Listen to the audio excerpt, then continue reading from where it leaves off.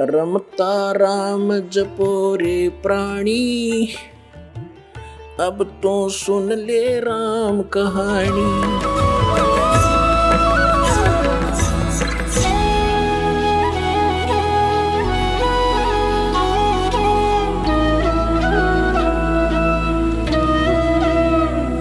अब क्या है कि कुछ दिनों के बाद परमात्मा के संग रहने से उस कमाल के अंदर अभिमान आ गया। राज तजना सहज है, सहज तरिया का ने, मान बढ़ाई ईर्षा ये दुर्लभ तजना ये। अब क्या है कि परमात्मा लीला करते हैं, वो कुछ एज्ड हो गए लीला में, शरीर में, और वो कमाल नाम का बालक 17-18 साल का हो गया, युवा, भक्ति मिल गई, ज्ञान रोज सुनाई करता, अपने मुंह बोले भगवान और पिता के साथ। वो तो सबका पिता है कबीर साहब, ऐसे तो सबका ही पिता है, सबका जनक है, सबका पालक है। अब ये गलती हो जाती है हमारे से, 4 बातें सीख कर, जो ज्ञान सुनकर हम स्वयं वक्ता बनकर प्रभुता के पात्र बनना चाहते हैं, ये जीव की सबसे बड़ी भूल और दुर्भाग्य होता है। ये संगत भी ज्ञान के अभाव से, किसी को से थोड़े से ज्ञान के वचन सुन लिए दास से प्राप्त, और वो ठीक सा बोलने लग गया और सब उसी की तरफ देखने लग जाते हैं, वाह वाह बहुत अच्छा बोलता है, खाक बोलता है बता। और फिर वही बात बिगड़ जाती है कि गुरु को तजय बजय सो आना ता पशुआ को फोकट ज्ञान। गुरु को छोड़कर अन्य पर आसक्त होते तो वो भी एक फोकट ज्ञान है उन लोगों का, जैसे हम भगवान को छोड़कर इस काल पर आसक्त हुए थे, आज ये दुख भोग रहे हैं। तो इस प्रकार हमने अपने पतिव्रता पद से भी नहीं गिरना है। ज्ञान भगवान का है, बोलने वाला किसी तरह बोल रहा है वो उसका ज्ञान नहीं है, तो उससे आकर्षित नहीं होना चाहिए हमने, नहीं तो फिर हम पतिव्रता पद से गिर जाते हैं, नाम रहित हो जाते। तो कितना ही कोई वक्ता बना फिर जाओ, वो कर्महीन इंसान है, जो फिर उसमें महिमा की भूख बन जाती है। यही रोग लग गया कमाल का। बहुत से जो संगत वाले थे वो कहने लगे, वाह भाई कमाल, आप तो गुरु जी से भी बढ़िया सत्संग सुनाते हो कबीर साहब से। वो फूल गया, हवा तो किस समय भर दो या तुरंत भर जाती है।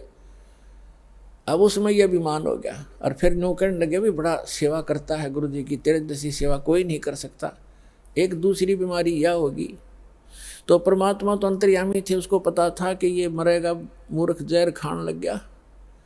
अब संकेतों में समझा करते थे भगवान कि भाई अभिमान चाहे तो धन का हो जा, कोई दान गढ़ा करता है, दान का अभिमान हो गया, मैंने इतने पाठ करा दिए, मैंने ये बनवा दिया, फलान कर दिया। और चाहे कोई नू देखे बड़ा माड़ा फेरे, सारा दिन मंत्र करता रहता, दूसरे उससे प्रभावित होंगे, उसकी प्रशंसा करने लग जाएंगे, वह भी भूल है आपकी, क्योंकि आपकी अभी कमजोरी है। अब जैसे कोई एक लड्डू खा रहा है और दूसरा यूँ कह रहा, देख 4 लड्डू खा गया, वाह भाई वाह बड़े लड्डू खा गए। अब उसके लड्डू खाने का आपको क्या मिला? आप भी प्रबंध करो 4 लड्डुओं का, जब तक बराबर हो, उसकी खाक प्रशंसा करे, वो भक्ति करे, तुम उसकी प्रशंसा करे, आप भी करो फिर तो ऐसे हम मार खाते। ये कमजोरियां हैं जो दास आपको बता रहा है, जो आपके भक्ति की गाड़ी में पंचर कर देंगी। इन कमजोरियों से बचना ही बचना है। एक वृद्ध व्यक्ति था, डॉक्टर के पास गया और डॉक्टर ने देखा अस्थि पिंजर सा शेष है वृद्ध, तो वो कहने लगा, डॉक्टर जी मेरे पिंडलियों में दर्द रहता है। डॉक्टर बोला, जी कमजोरी के कारण है बाबा। तो कहने लगा, जी मेरी ऐसे सांथलों में भी दर्द रहता है, सांथलों में। डॉक्टर बोला, भाई कमजोरी है, कमजोरी वीकनेस। वृद्ध कहने लगा, जी मेरे सिर में भी दर्द हो जाता है। डॉक्टर कहने लगा, कमजोरी है। फिर उसने कहा वृद्ध ने कि मैं खड़ा होता हूँ चक्कर आता है। तो डॉक्टर बोला, बाबा कमजोरी है। अब वृद्ध ने गुस्सा आ गया, ने बोला, तू डॉक्टर है गम चक्कर, एक के बाद जाने कमजोरी है कि मैं और भी बताओगा। तो डॉक्टर बोला, यह अभी कमजोरी के कारण है, आपने गुस्सा जो आया ये भी कमजोरी के लक्षण है। ये गुस्सा भी कमजोर आदमी को ही ज़्यादा आता है। तो पुण्यात्माओं, जो दास आपको बता रहा है ये भी कमजोरियां हैं, इनमें से कोई से भी हो वह भी कमजोरी ही है, वीकनेस से आपको यानी भक्ति मार्ग में बाधक है। परमात्मा कहते हैं, जैसे माता गर्भ को रखे यत्न बनाए, ठेस लगे तो छन्न होवे, तेरी ऐसे भक्ति नसावे। जैसे किसी बेटी को, बहन को, माई को गर्भ रहता है तो उसको वो जानती है, उस गर्भ को प्रफुल्लित करने के लिए वो कितनी सावधानी बरतती है। किसी बहन को 2-4 वर्ष के शादी के उपरांत जब गर्भ रहता है, अब उसको पता है वो कितनी चिंतित रहती है। करवट लेते समय रात को भी ये चिंतित एकदम फड़क के उठती है, कहीं मेरे बच्चे पर दाब ना आ गई हो, मेरा गर्भ खराब ना हो जा। ऊंचे नीचे पर पैर रखते समय भी बहुत ध्यान से चलती है। खाने पीने की भी वो बहुत सावधानी बरतती है कि कहीं मेरा ये गर्भ रूपी लाल नाश ना हो जाए। तो परमात्मा कहते हैं जिस दिन आपने परमात्मा की असत भक्ति मिल गई तो आत्मा के अंदर आपका भक्ति रूपी वो गर्भ स्टार्ट हो गया उस दिन से। अब यहाँ बताते हैं कि जैसे माता गर्भ को रखे यतन बनाए और ठेस लगे तो अक्षीण होवे, ऐसे भक्ति नसावे। तो ऐसे ये ठेस नहीं लगने देनी चाहिए भक्ति रूपी गर्भ के। ये मोक्ष रूपी लाल बनाने के लिए बहुत सावधानी बरतनी पड़ेगी आप। तो उस कमाल के मन में दोष आ गया। परमात्मा बार बार कहा करते, सत्संग में सबको सामूहिक ज्ञान दिया जाता है, प्रत्येक व्यक्ति को नहीं बताया जाता। और जैसे औषधि मुख के माध्यम से गोलियां, दवाई, जड़ी या इंजेक्शन के माध्यम से एक ही स्थान पर लगाई जाती हैं, वो जहाँ दर्द होता है, जहाँ पीड़ा होती है, वो औषधि वहाँ काम कर देती है। तो सत्संग के माध्यम से सामूहिक इंजेक्शन लगाए जाते हैं ये वचनों के, और जिसमें जो वीकनेस जहाँ की है उसी का वो औषधि काम कर जाती है। बुद्धिमान उसको समझ जाते हैं, आगे सुचारू हो जाते हैं और वो अपनी कमजोरी को ठीक कर लेते हैं। बुद्धिमान वही होते हैं। इतना कुछ कई बार कहा परमात्मा ने कि जो दान ज़्यादा करता है, यदि उसके मन में अभिमान आ गया, कराया नाश हो गया। कबीर साहब कहते हैं, तन मन धन दिया तो भला किया, सिर का दासी भार, और जब न्यू कहा कि मन ने दे दिया तो बहुत सहेगा मार। वो तो दिया हुआ तक गया, नाश हो गया, दुर्गति और हो जाएगी तेरी। तो किसी भी प्रकार का सेवा का अभिमान हो जाए, अभिमान तो अभिमान ही है, वो तो नाश ही करता है, भगवान से दूर करता है। लेकिन कमाल की बुद्धि भ्रष्ट हो चुकी थी, परमात्मा के साथ रहकर भी वो अपनी ही चलाता था। पुण्यात्माओं, जैसे मन में बहुत सी बातें आती हैं। एक बार धर्मदास जी ने कहा, प्रभु हे भगवान, आप कहते हो कि श्री कृष्ण परमात्मा नहीं है, समर्थ नहीं है। श्री कृष्ण जी ने राजा मोरध्वज के पुत्र ताम्रध्वज को आरे से चिरवा के डेथ हो गई थी, 2 फाड़ हो गया था, और फिर वैसा ही बना दिया और जीवित कर दिया। तो कैसे माने ये भगवान नहीं है, सर्वशक्तिमान नहीं है। परमात्मा कबीर जी ने कहा कि मैंने ये कभी नहीं कहा कि ये भगवान नहीं है, मैंने ये अवश्य कहा ये सर्वशक्तिमान नहीं है। भगवान का मतलब मैंने ये कभी नहीं कहा कि ये स्वामी नहीं है, ये प्रभु नहीं है, लेकिन ये सर्वशक्तिमान नहीं है। इतना अवश्य कहा कि सर्वशक्तिमान नहीं है। जैसे परिभाषा प्रभु की आपको बहुत बार बताई है, तहसीलदार भी साहब है, एसडीएम भी साहब है, डिप्टी कमिश्नर भी साहब है, जिसको कलेक्टर कहते हैं, डिप्टी कलेक्टर, और कमिश्नर भी साहब है, मंत्री भी साहब है, अपने सतर का साहब है, अपने उसका कुछ सीमा है उसके साहब की, उसकी शक्ति की। और मंत्री भी साहब है, मुख्यमंत्री भी साहब है, प्रधानमंत्री भी साहब है। लेकिन ये सभी साहब हैं, लेकिन कोई कहे कि डीसी समर्थ है, सर्वशक्तिमान है, सारे देश का कंट्रोलर है, तो वो गलत कह रहा है। अब जितना वो साहब है, जैसे कोई एक मंत्री को और प्रधानमंत्री बताता है राज्य के मंत्री को, तो वो उस प्रोसीजर से वो परिचित नहीं है, इसलिए एक मंत्री भी अपने सत्र का लाभ दे देता है, लेकिन जो प्रधानमंत्री लाभ देगा वो ना मुख्यमंत्री दे सकता। परमात्मा ने पूछा कि जैसे आपके भगवान ने, श्री कृष्ण अर्थात विष्णु जी ने, मोर ध्वज के पुत्र ताम्र ध्वज को तो जीवित कर दिया, 2 फाड़ करवा के, 2 बीचों बीच कटवा के, और अपने सगे भाणजे अभिमन्यु को जीवित नहीं कर सका, जिसकी कति जरूरत थी, और वहां तबे मतलब पंगा लिया जाके उसने क्यों नहीं कर सका। पांडवों का कुलनाश हुआ था, श्री कृष्ण रोए था, उसकी बहन रोए थी, 5 पांडव रोए थे, उसको क्यों नहीं जीवित कराया जब मर गया था 18 वर्ष की आयु में। यहाँ धर्मदास चुप हो गया। तब कहा भगवान हम तो तुच्छ बुद्धि जीव हैं, हमारी बुद्धि का सतर तो इतना ही है बस, अब आप बताओ भगवान क्यों नहीं कर सका। तब परमात्मा ने बताया कि जब तक संस्कार जिसके हैं,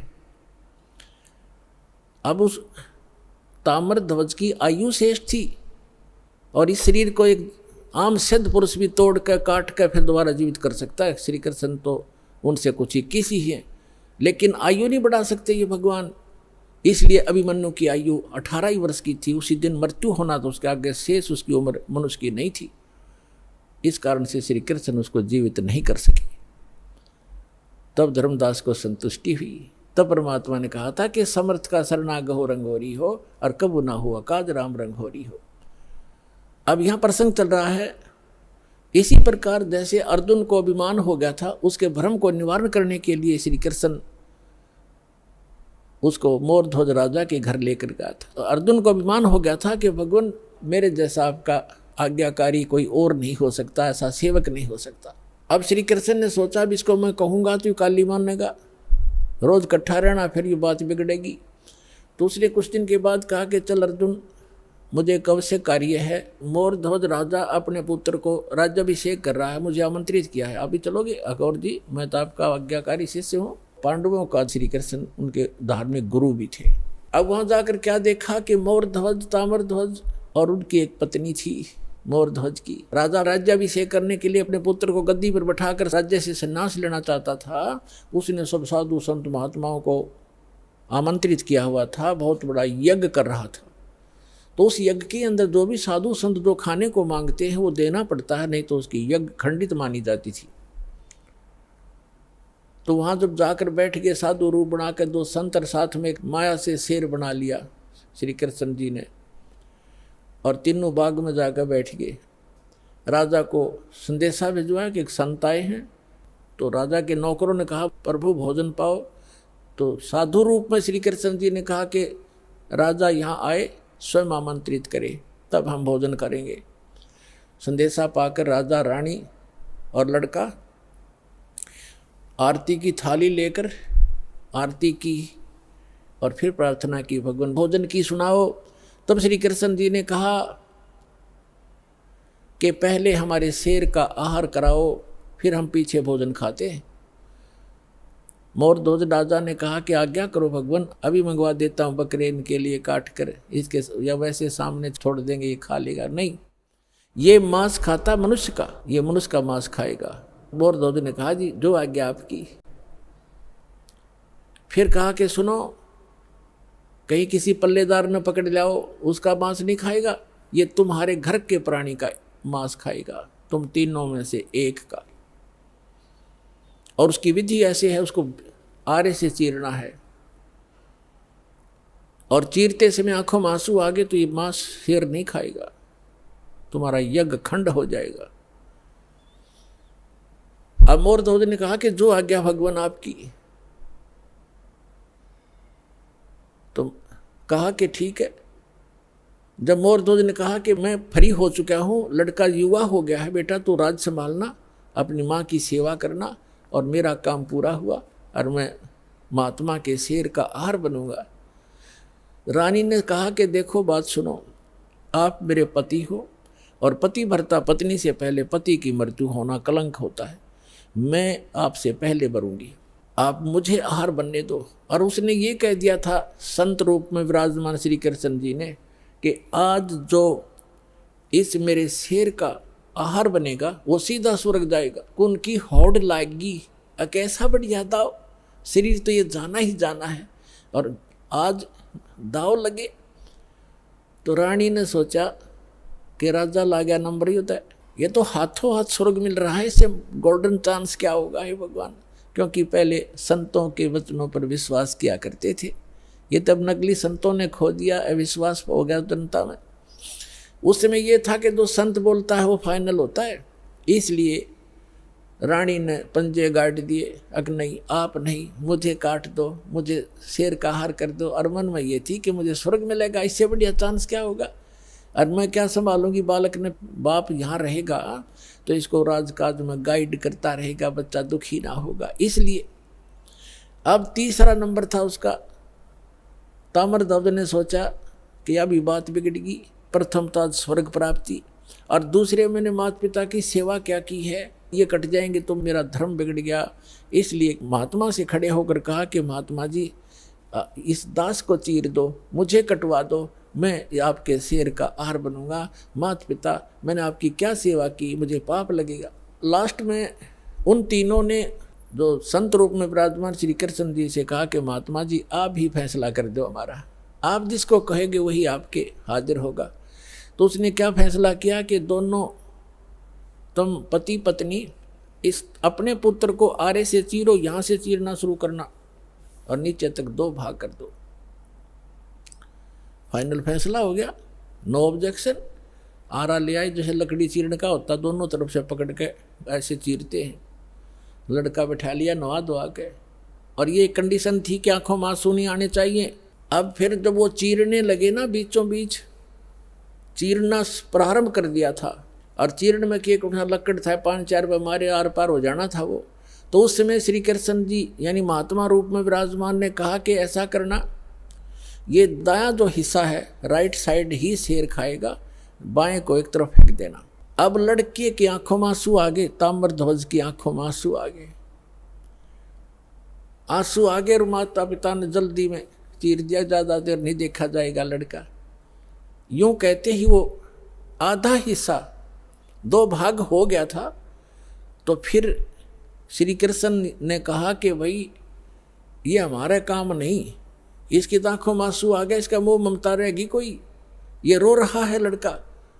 तो उस उस अभी तड़फ रहे शरीर से आवाज आई कि हे अंतर्यामी, आप तो महात्मा हो, अंतर्यामी हो, मैं इसलिए नहीं रो रहा था कि मुझे कोई ममता है, मैं इसलिए रो रहा हूँ कि मैं इतना, मेरा कोई लेफ्ट साइड का इतना गंदा होगा, मैं इतना पापी हूँ कि मेरा पूरा शरीर भी आपके काम नहीं आ सका, इसलिए रो रहा हूँ। तब खुश हो गए उस संत और खड़ा होकर के उसको आशीर्वाद दे दिया। बच्चा नो का नो जीवित हो गया।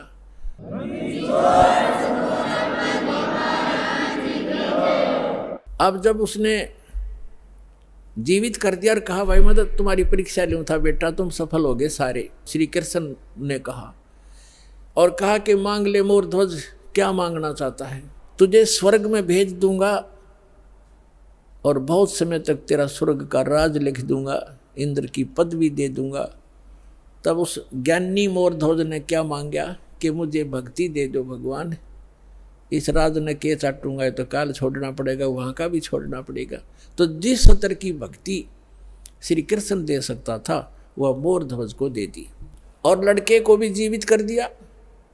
लेकिन जन्म मरण ना श्री कृष्ण का समाप्त, ना मोर ध्वज और ताम्र ध्वज का, ना उसकी पत्नी का समाप्त हो सकता। अब कहने का भाव ये है कि अर्जुन ये देखकर इकट्ठा हो गया, न सुकड़ गया। जब श्री कृष्ण ने कहा कि अर्जुन आप डींग मारा करते कि मेरे जैसा कोई सेवक नहीं, तने सेवक तो देखे नहीं थे। जब अर्जुन ने कान पकड़ लिया, जी मैं तो घना निकम्मा आदमी था, मैं ये सोच बैठा था आज मेरी कति फड़क निकल गई, महापुरुष तो ऐसे होते हैं, मैं तो इनके चरणों की धूल भी नहीं हूँ। अपनात्माओं, हमने श्री कृष्ण जी को परमात्मा इसलिए मान लिया था कि उन्होंने मोर ध्वज के पुत्र ताम्र ध्वज को आरे से चिरवा कर जीवित कर दिया, बस। और यहाँ परमात्मा ने फिर बताया कबीर जी ने कि वो अभिमन्यु को जीवित क्यों नहीं कर सके, वो तुम्हारे समर्थ भगवान। उसका कारण भी बताया कि ये समर्थ नहीं है। और ऐसी ऐसी तो बहुत से संत भी सिद्धियां रखते हैं जो मुर्दे को जीवित कर सकते हैं, लेकिन उनकी आयु नहीं बढ़ा सकते, किसी सूरत में नहीं बढ़ा सकते।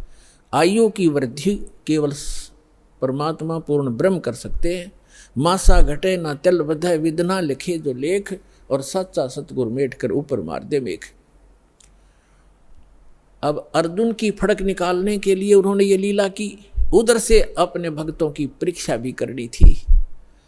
इसी प्रकार सामांतर एक उदाहरण है सम्मन सेव और नेकी का। कमाल के मन में यह अभिमान घर कर गया था कि मेरे जैसा सेवा करने वाला और मेरे जैसा वफादार सेवक इस संगत में नहीं। और बहुत बार परमात्मा के सामने भी उसने ये मुंह खोल दिया था। तब परमेश्वर कबीर जी ने कहा कि भाई मैं भ्रमण के लिए निकलता हूँ, मेरे साथ चलेगा कोई? तो कमाल ने कहा जी मैं तो आपके साथ चलूँगा, मेरे बगैर सेवा आपकी करेगा कौन? परमात्मा बोले चल। वाजिद नाम के एक राजा थे, वो घर त्याग कर चले गए थे, फिर उनको जंगल में भगवान मिले थे, उनको फिर अपने साथ रखा था, वो भी सेवक हो गए थे ज्ञान समझ के। तो वो दोनों जने वाजिद और कमाल और परमात्मा तीनों जने चल पड़े। उधर से सम्मन और नेक्की उसकी पत्नी और सेव उनका पुत्र। नेक्की और सम्मन जो है दोनों चूड़ी पहनाने का काम किया करते, मनियार का। और ये एक स्वभाव बन जाता है भक्त अपने का, खासकर कबीर परमात्मा के बच्चे का नाम लेने के बाद वो ये सोचता है तेरा कल्याण तो निश्चित, और इस सामने वाले ने भी समझा दो किसी तरह। तो कोई जैसे कोई मजदूर जाता है किसी सेठ के काम करता है, उसको भी कोशिश करता है इसको ज्ञान बता दूं, लेकिन वो सातवें आसमान पर होता है, उसने एक मजदूर की बात कैसे सुनावे ना सुनो, लेकिन कोशिश रहती है कि इसकी किसी प्रकार बुद्धि सेट हो जाए, इसका जीवन नाश हो रहा है। हमारे भक्त की ये चेष्टा रहती है। तो वो सम्मन और उसकी पत्नी जहाँ भी चूड़ी पहनाने जाते थे बहनों को, तो परमात्मा की चर्चा शुरू कर देते थे। हमारे वो गुरु जी ऐसे हैं, सिकंदर लोधी को जलन का रोग हो गया था, वो ठीक कर दिया। स्वामी रामानंद जी का कत्ल कर दिया था सिकंदर लोधी राजा, दिल्ली के बादशाह ने, हमारे गुरु जी ने जीवित कर दिया उन्हीं के सामने। एक कमाल नाम का लड़का था, मरता बहता हुआ आ रहा था, हमारे गुरु जी ने वो जीवित कर दिया। हमारे गुरु जी बड़े सक्षम हैं, नाम लेने से मोक्ष हो जाता है, सदा दुख मिट जाते हैं, यहाँ भी सुख मिलते हैं। अब वो गरीब व्यक्ति चूड़ी बेच के गुजारा करें, मुश्किल से उनका निर्वाह चल रहा था। और वो समझाओ उन सेठों की, धनी व्यक्तियों की पत्नियों को, लड़कियों को, तो उनका कैसे बात गले उतरे, बल्कि उल्टा वो चिढ़न लाएगी। कहते हैं तुलसी पिछले पाप से हरि चर्चा ना भावे, और जैसे जबर के बेगते भूख पैदा हो जावे। किसी का मलेरिया बुखार हो गया हो, उसको काजू किशमिश भी कड़वी लगे, सेब भी कड़वे लगे, रोटी भी कड़वी लगती है। वो रोटी सेब कड़वे नहीं है, उस बुखार ने उसके शरीर की, रोगी के शरीर की व्यवस्था बिगाड़ दी, जिसको मीठी वस्तु भी कड़वी लग रही है। इसी प्रकार पापग्रस्त प्राणी को परमात्मा की चर्चा सुहाया नहीं करती, भाया नहीं करती, अच्छी नहीं लगती, वो दुख मानता है। अब वो कहा करती थी कि तुम्हें तो खाने को दाने नहीं, और तुम बताओ हम तुम्हारे गुरुजी इतने सक्षम है, फलान है, चुप रहो, अपना काम करो।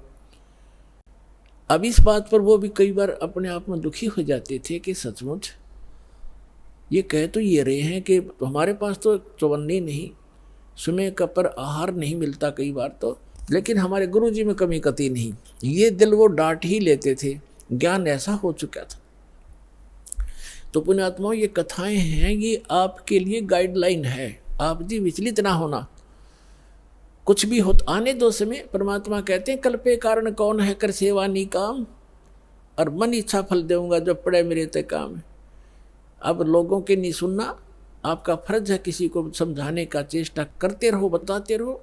एक भक्त कह रहा था कि मेरे ऐसे ऐसे घटना घट गई और ऐसी पशु मर गया एक, और मैं औरों को समझाता हूँ तो मुझे कहते हैं बता तेरा क्या लाभ हुआ, हमें तो शिक्षा दे रहा है। तो पुण्यात्मा, अध्यात्म ज्ञान धीरे धीरे समझ में आओगे आपके। संसार तो एक आम दंत कथाओं पर आधारित है, और जिन पूजाओं को वो करते हैं उनके बालक तक मर जाते, तब वो कभी चिंतित नहीं होते कि हम ये भक्ति क्यों कर रहे हैं, छोड़ क्यों नहीं देते। इसका कारण ये है, जैसे रोगी दुर्घटनाग्रस्त हो गया और डॉक्टर के पास गया, डॉक्टर क्या करेगा, वो ये नहीं देखता जैसे उसका ब्लड निकल रहा है तो सबसे पहले वो ब्लड रोकेगा। अगर ब्लड सारा निकल गया तो मृत्यु को प्राप्त हो जाएगा। अगर टांग टूट रही है, पीड़ा हो रही है, उसको नहीं छेड़ेगा, पहले सबसे पहले वो ब्लड रोकेगा उसका, ताकि ये रुक जाए और ये इसका जीवन रक्षा हो। और वो कह रहा है रोगी खाए मर गया, टांग बहुत पीड़ा कर रही है, वो करती रहे, उसकी परवाह नहीं करेगा, पहले उसका जीवन रक्षा करेगा, वो ऑपरेशन करेगा जहाँ से ब्लड निकल रहा है। अब रोगी रो रहा कि मेरी टांग टूटी पड़ी है, मुझे बहुत दुख हो रहा, तो कोई बात नहीं, क्या उस डॉक्टर से वो छिपा थोड़ा ही है, उसका नंबर आएगा तब उसको ठीक करेगा। तो इसी प्रकार आपने नाम ले लिया और आपका कोई भयंकर दुख आना था, भयंकर दुख आना था जिससे आपकी जीवन जाना था, तो आपके उस नाम की भक्ति से और आपके किए हुए दान पुण्य से पहले परमात्मा आपकी जीवन रक्षा करेगा, एक्सटेंड करेगा। थोड़ा बहुत घर में हानि हो भी गई उसको फिर पूरा कर देगा, उस समझ क्या देर लगे। तो इस प्रकार आप जी ने परमात्मा के इस अध्यात्म ज्ञान को समझकर इस सफर पर तब चल सकोगे। समाज तो अपने सतर का ज्ञान रखता ही है, उसको उतना ही ज्ञान है, आप चिंतित मत होना, लगे रहना। तो इसी आधार से वो सुनते भी रहते थे, फिर परमात्मा के ज्ञान से दृढ़ रहते थे, फिर भी कहीं ना कहीं जो एक बार नहीं 2 बार सुनाने से चिढ़ जाता था उसको छोड़कर अन्य को वो सुनाते थे, अपना काम जारी रखा। अब उधर से क्या हुआ, एक दिन अपने आंगन में बैठकर, गर्मियों का मौसम था, शाम के समय अपना बैठे थे तीनों, पिता पुत्र पत्नी उसकी, और वो लड़का जब बच्चों में जाता था वो भी यही चर्चा करता था कि हमारे गुरुजी के सिकंदर लोधी दिल्ली के बाद सभी शेष हो गए, वीर सिंह बघेल काशी नरेश हमारे गुरुजी का शिष्य है, बिजली खां पठान मगर नरेश हमारे गुरुजी का शिष्य है, ऐसे ऐसे सुख देते हैं, ऐसे ऐसे सुख देते हैं। बच्चे भी बताया करते हैं अन्य बच्चों में बैठकर हमारे बच्चे, तो वो बच्चे उसको चढ़ाते थे सेवू को कि तुम्हारे गुरुजी तो लालची हैं, वो तो राजाओं के घर जाते हैं और तुम्हारे घर ना आए कभी भी, क्योंकि तुम गरीब हो, तुम्हारे घर क्यों आएंगे। तो वो बच्चा इस बात से दुखी हो जाता था। अपनी माँ से एक दिन कह रहा था, दोनों पिता पुत्र वहीं बैठे थे, उनकी माँ भी बैठी थी बच्चे की, तो लड़का कहने लगा, पिताजी गुरुजी कभी अपने घर भी आएंगे। तब नेकी ने कहा, बेटा अपने घर तो वो रहते ही हैं, हम भगवान से जुड़ गए हैं तो हमारे साथ है परमात्मा, हमें दिखाई नहीं देते। ये तो ठीक है माता जी, लेकिन एक बार गुरुजी अपने घर आ जाए ना, बस फिर तो जो मेरे को ऐसे ऐसे गली के बच्चे कहते हैं उनका मुंह बंद हो जाए, फिर मैं बता दूं हमारे गुरुजी लालची नहीं है। तो वो कहने लगे, बेटा भगतों ने संसार की नहीं सुननी चाहिए, अपने गुरुजी के ज्ञान को आधार बनाकर जीना चाहिए। कहने तो उन बच्चे बालक हैं, उनको पता नहीं है, हमारे गुरुजी लालची थोड़े हैं, उनकी दृष्टि में तो सभी एक जैसे हैं। फिर भी बालक है, आंखों में आंसू भर के कहता है, एक बार गुरुजी आ जाए ना, बस फिर तो मैं उनको कह दूंगा, देखा ना हमारे गुरुजी ऐसे नहीं है। परमात्मा कहते हैं कि मेरे भगत की टेंशन मेरे से देखी नहीं जाती। अब उधर से वो चली पड़े थे, उधर से वो कह रहे थे, इतने में सामने आके दरवाजा बाहर की तरफ खड़े हो गए गेट पे और आवाज़ लगाई, रे सम्मन। नेकी कहने लगी, गुरुजी का आवाज़ नजर आती है। सम्मन कहने लगा, गुरुजी कहाँ आएंगे इतनी दूर, उनके पास समय कहाँ है, लाखों से उनके कहाँ कहाँ जाएंगे, आपको वैसे धोखा लगा। इतने में फिर आवाज़ लगाई, रे सम्मन है घर पे।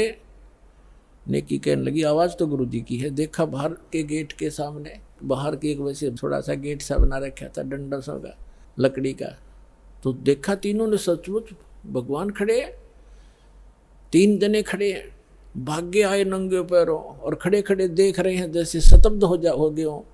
उनको विश्वास नहीं हो रहा हो कि हम क्या देख रहे हैं आज हमारे इस घर पे, गरीब के घर पे, और परमात्मा आगे उनकी श्रद्धा थी नारी।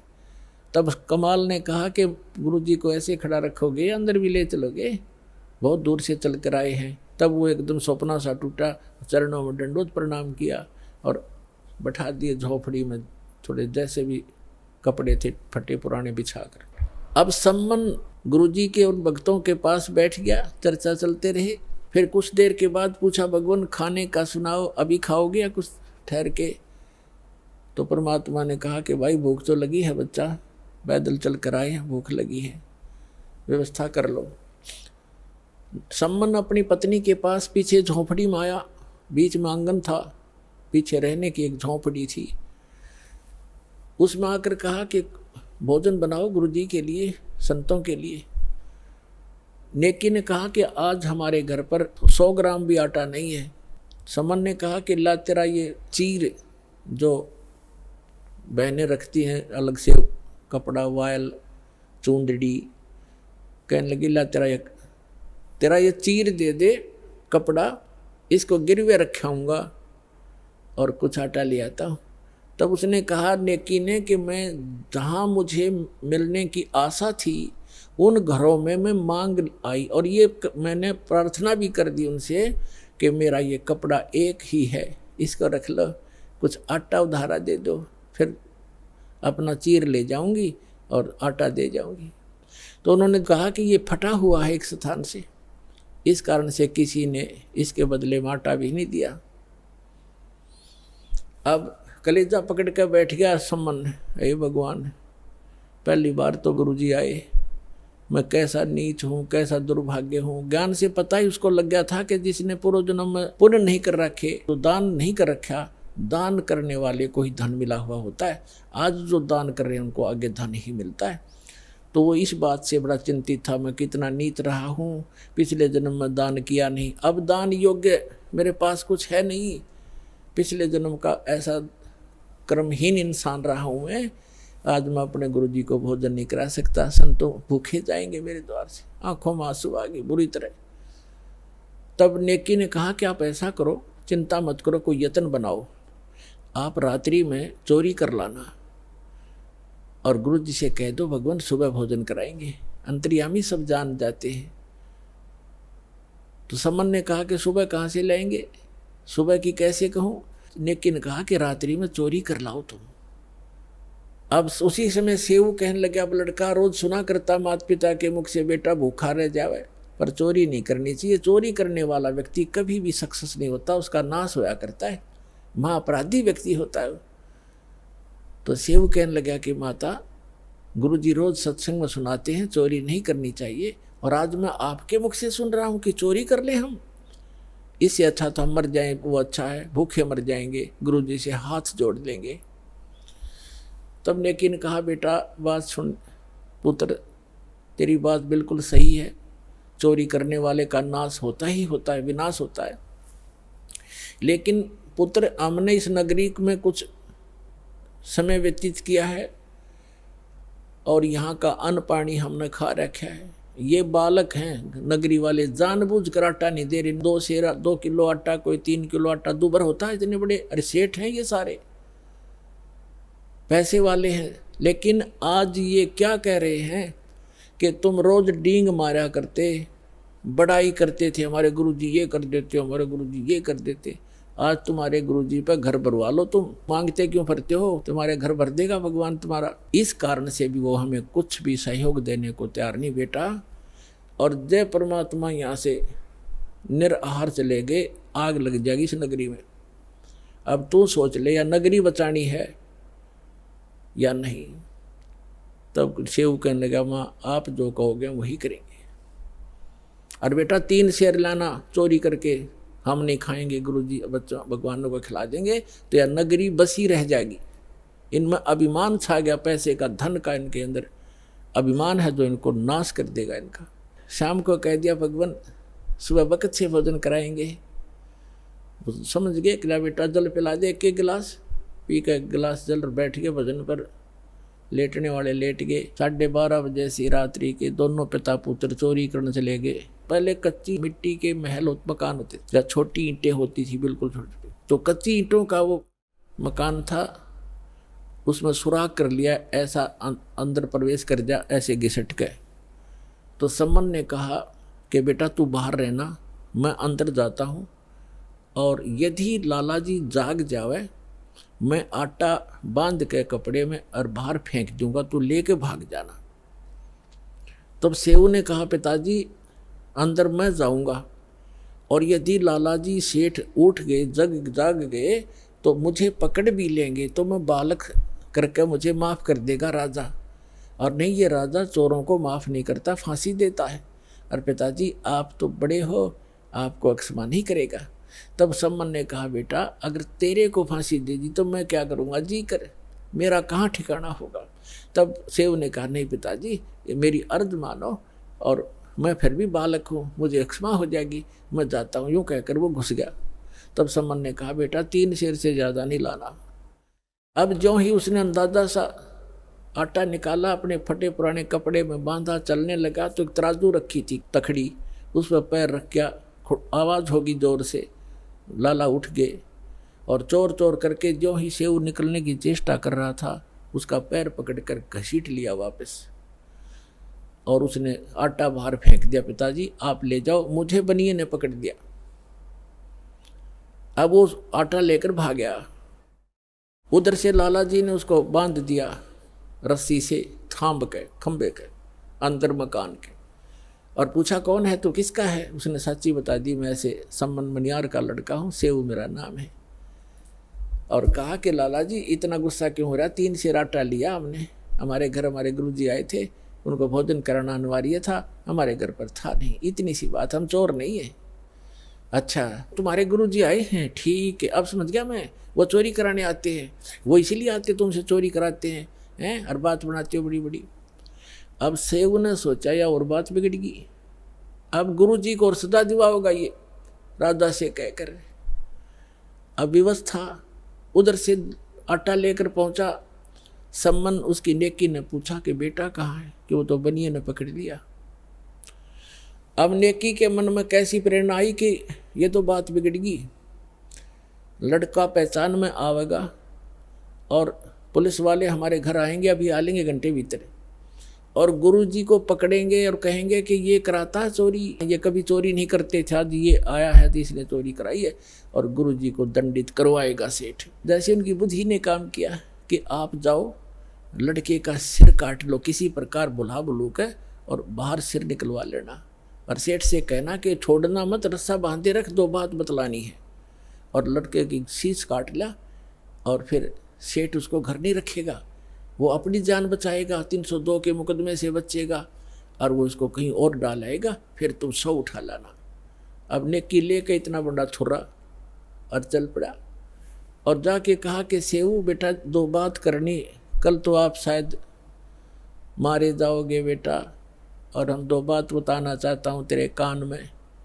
तो सेऊ ने कहा लाला जी से कि सेठ जी मुझे कुछ 2 बात करनी मेरे पिताजी से, बाहर मेरा बाप खड़ा है, मुझे 2 बात कर लेने दे। वो कहने लगा नहीं नहीं, तू भागने की चेष्टा करता है कि नहीं, रस्सा ढीला कर दे पैर का, बांधे रख मजबूती से, इतना मैं शीश निकाल कर बात कर रहा हूँ।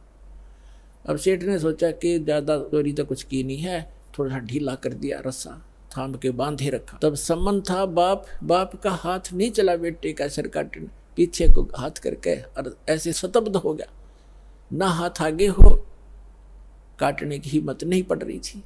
तब सेऊ ने कहा पिताजी बात सुन, यदि आप मेरे पिता हो, मैं आपका अंश हूँ, तो आज मेरी बात को मानना पड़ेगा, नहीं तो मैं आपका बेटा नहीं हूँ, किसी गैर की संतान हूँ। आज मेरा सिर काट दे पिताजी, ना गुरुजी का कोई ठिकाना नहीं है आज। इतनी बात सुनते ही सम्मन ने एकदम मारी वो तलवार, और लड़के की गर्दन काट के बालों से पकड़ कर लेकर चल पड़ा। अब सेठ को पता चला ये तो नाश हो गया, बात बिगड़ गई, ये 302 का मुकदमा 13 लगेगा। उसने उस लड़के को घसीट कर दूर बनी में जाकर, एक पजावा था, पजावा जैसे बदानी भट्ठे होते, उनके खड्डों में गिराया, और अपना जो सुराख बनाया था उसको बना के वैसा ही लीप लाप कर रेत रात मार के ऐसा कर दिया जैसे कुछ हुआ नहीं यहाँ पर। अब नेकी ने कहा कि अब ऐसे कर, इस सिर को रख दे यहाँ अलमारी के अंदर छुपा के, और वापस जाओ, लड़के के चिन्ह पावेंगे, घसीटा हुआ लेकर जाएगा सेठ, कहीं डाल के आया होगा, वहाँ से भी उठा लाओ, क्योंकि मर्डर कहीं पता लग गया तो फिर सारा बात फैल जाएगी और पहचान होगी। अब सेऊ कुछ देर आया, फिर वापस गया, इसमें काफ़ी घंटा सारा लग गया। इतने में सेठ अपना उसको डाल के सारा काम करके आराम से बैठ गया। वहाँ जाकर देखा, जहाँ उसके निशान जा रहे थे घसीट के, उन चिन्हों के साथ साथ जाकर बच्चे को उठा कर ला के अंदर के कोठे में डालकर कपड़े बोरी बारी से ढक दिया कि गुरुजी चले जाएंगे, उसके बाद बच्चे का अंतिम संस्कार कर देंगे। अब उधर से भोजन बढ़ाया, लड़का कटा पड़ा है, इकलौता पुत्र की गर्दन कटी पड़ी है, वो कत्ल हुआ पड़ा है, और माँ रोटी बना रही है गुरुजी के लिए। भोजन बना के और कहा सम्मन से कि बुलाओ महात्मा जी को, गुरुजी को जल्दी भोजन करा देंगे, फिर ये प्रस्थान कर जाएंगे वक़्त से। सुबह 5 बजे भोजन करा दिया, 4:30 बजे बना दिया। परमात्मा उठे, उनके तीन पात्रों में, 3 दोनों में भोजन डाल दिया सारा जितना बना रखा था। परमात्मा ने कहा भाई ऐसे करो, इसको 6 दोनों में डालो, 3 तुम हो 3 हम हैं। तो समन ने कहा महाराज जी हम तो फिर खा लेंगे, आप खाओ। नहीं, परमात्मा बोले प्रसाद बनाएंगे भाई और सब खाओगे, बैठ जाओ। अब वो दोनों बैठ गए, उन्हें 5 पात्रों में कर दिया उसको। परमात्मा ने कहा 6 में कर भाई, वो 6 में कर दिया। 5 बैठ गए खाने के लिए अपने अपने सामने रख के, और यूँ नहीं बताना चाहते कि लड़का ऐसे हो गया। अब वो ये सोच रहे थे गुरुजी पूछेंगे तो बतावांगे, भाई हम जिक्र भी नहीं करना चाहते, और पूछेंगे तो कह देंगे जी कहीं खेलने चला गया होगा। वो तो अंतर्यामी थे, कहाँ पूछना था उन्होंने। तब कहा कि आओ सेव जीम लो, ये प्रसाद प्रेम, शीश कटते हैं चोरों के और सादा को नितक सेम। कहते हैं सेव धड़ पे शीश चढ़ा, वो बैठा पंगत माँ, और नई निशानी गर्दन कहियो ओ सेव उकना। बोलो सतगुरुदेव।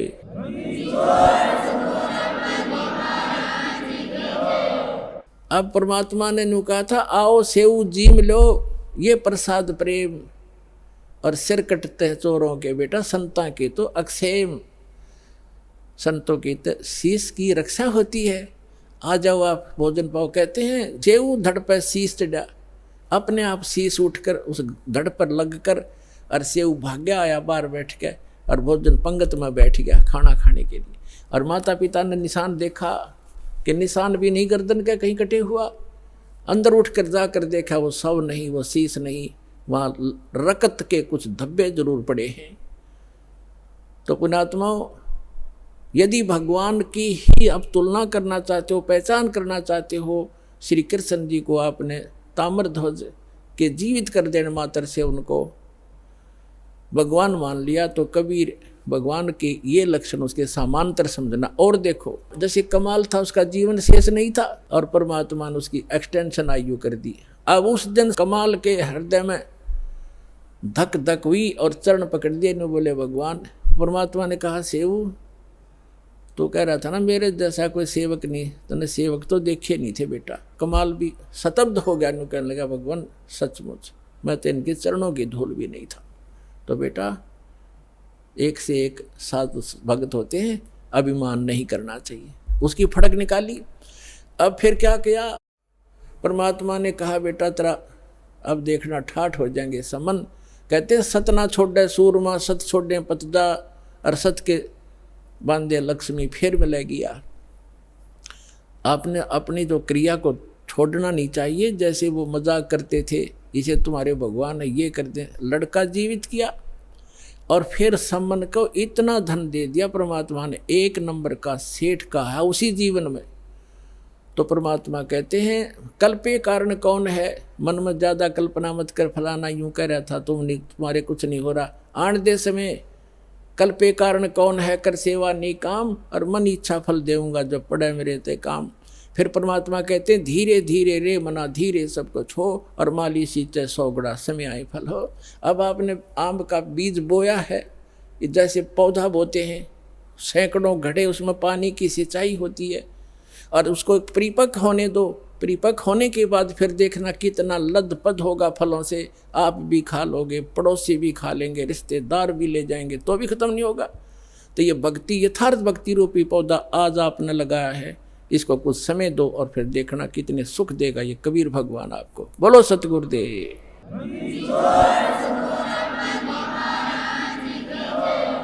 तो पुण्यात्मा इस सत भक्ति के करने से आपको यहाँ भी सहायता मिलेगी, और उस स्थान पर चले जाओगे जहाँ कोई दुख नहीं। अपनी भक्ति करो, औरों को समझाओ, और बार बार सतलोक आश्रम बरवाला माओ। बोलो सतगुरुदेव।